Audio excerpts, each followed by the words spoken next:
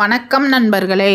இந்த வீடியோவில் நாகப்பட்டினம் மாவட்டத்தில் அமைந்திருக்கக்கூடிய திருப்புகலூர் அக்னீஸ்வரர் திருக்கோவிலை பற்றி தான் பார்க்க போகிறோம். வாங்க பார்க்கலாம். திக்கற்றவர்களுக்கு தெய்வம்தானே துணை. இறைவனிடம் சரணடைந்தால் சகலவிதமான துன்பங்களிலிருந்தும் அவர் நம்மை தடுத்து காப்பார். அப்படி நாம் சரணடைய வேண்டிய ஒரு சிவத்தலம்தான் புகலூர். திருப்புகலூர் என்று அனைவராலும் அழைக்கப்படும் இந்த தலத்தில் ஈசன் அக்னீஸ்வரராக அருள் பாலிக்கிறார். வாருங்கள் இத்தலத்தின் மகிமைகளை தெரிந்து கொள்வோம். வடமொழியில் இத்தலத்தை சரணாபுரி என்று அழைக்கிறார்கள். வாகீசன் என்ற சிவஞானி ராவணனுக்கு உபாயம் சொல்லி அதன் பலனாக பூமியில் திருநாவுக்கரசராக பிறந்தார். பல சிவ தொண்டுகளை புரிந்து ஈசனை பாடல்களாலும் வழிபட்டு முக்தியை நாடிய அவருக்கு ஈசன் முக்தி அருளிய தலம்தான் திருப்புகலூர். தற்காலத்தில் அனைவரும் வாஸ்து சாஸ்திரத்தில் நம்பிக்கை கொண்டிருக்கிறார்கள். புதிய வீடு மனை வாங்கும் போது வாஸ்து சரியாக இருக்கிறதா என்று கவனிக்கிறார்கள். ஆனால் எல்லாருக்கும் வாஸ்து தோஷம் இல்லாத வீடோ மனையோ கிடைப்பதில்லை.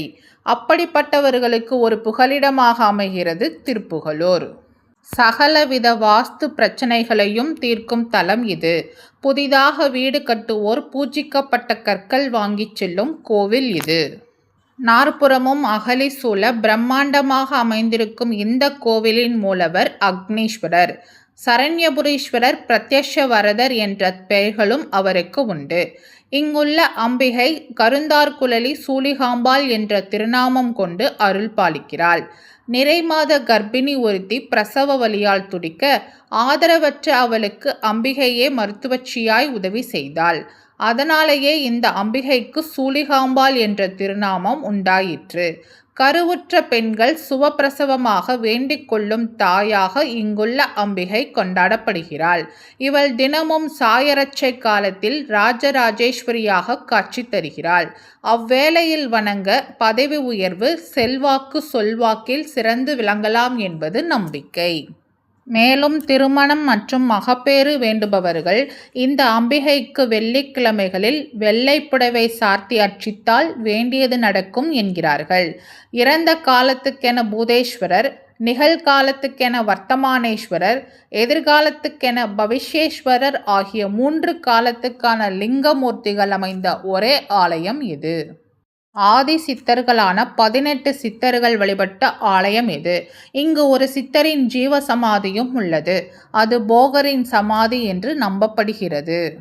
முரன் என்ற அசுரனை கொன்ற பாவம் தீர பகவான் மகாவிஷ்ணு தலவிருட்சமான புன்னை மரமாகி நின்று ஈசனை பூஜிப்பதும் இங்குதான். காண்டிபவனத்தை அளித்த அக்னி பகவானின் சாபம் நீங்க தவம் செய்து அருள் பெற்ற தலம் இது. அதனாலேயே இறைவன் அக்னீஸ்வரர் என்றானார். உருவமில்லாத அக்னி பகவானுக்கு இங்கு சிற்ப திருமேனியோடு தனிச்சன்னதி இருப்பது கூடுதல் சிறப்பு. சனியால் பாதிக்கப்பட்ட நலன் இங்கு வந்து குளத்தில் குளித்தெழுந்த போதுதான் திருநள்ளாற்றில் விட்டுவிடுகிறேன் என சனீஸ்வர பகவானால் அருளப்பட்டாராம். அதனால் இங்கு சனீஸ்வரன் அனுகிரகமூர்த்தியாக வணங்கப்படுகிறார். காக்கையை தோளில் சுமந்தபடி நலமகராஜனுக்கு இங்கு சிலை உள்ளதும் குறிப்பிடத்தக்கது. திருப்புகலூரில்தான் சுந்தரர் தலைக்கு வைத்திருந்த செங்கல் தங்கமானது. இதனால் இங்கு வந்து செங்கல் வாங்கி வீடு கட்டினால் மேன்மையடையும் என்பது நம்பிக்கை. சதய நட்சத்திரம், ஆயில்ய நட்சத்திரம் மற்றும் தனுசு ராசியில் பிறந்தவர்கள் வணங்க வேண்டிய பெருமான் அக்னீஸ்வரன். ஆன்மாக்களின் பாவங்களை நீக்கி கர்மங்களை குறைத்து வாழ்வில் நலமும் வளமும் வழங்கும் புகலூர் அக்னீஸ்வரனை ஒருமுறை வணங்கினால் சகலவித கர்மாக்களும் தீர்ந்து உங்கள் வாழ்க்கையே சந்தோஷமாக மாறும். இந்த வீடியோ உங்களுக்கு பிடிச்சிருந்தால் லைக் பண்ணுங்கள், ஷேர் பண்ணுங்கள், சப்ஸ்கிரைப் பண்ணுங்கள். மறக்காமல் அடுத்து எந்த கோவிலை பற்றி பார்க்கலான்றதை கமெண்டில் சொல்லுங்கள். நன்றி மக்களே.